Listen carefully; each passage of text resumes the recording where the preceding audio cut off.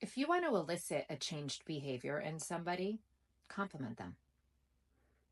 You're never going to get them to change their behavior by nagging them or by telling them you know best or any of that. I mean, for anybody out there raising teenagers, you know that you're not going to get them to move in the direction you want them to just by telling them to clean their room 5,000 times. And your husband's probably not taking out the garbage with that approach either. So instead of trying to nag somebody, which only inspires that person to be resistant towards you, because we don't like to be told what to do.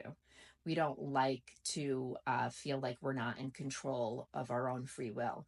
And so the second someone approaches us like that, we're going to have resistance. It's just natural. It's what happens. So instead of trying to nag somebody into change, you can compliment them into change, right? So if your kids don't clean their rooms and they're scatterbrained and they're kind of all over the place, um, you can you can actually say, you know, I love how efficient and organized you are. And what you're essentially doing is almost creating this verbal agreement with them and that this is how you see them. And when you see them that way, they want to live up to that expectation. And so they also start to think of themselves that way. And they naturally start to change their behavior to fall in line with what you see in them.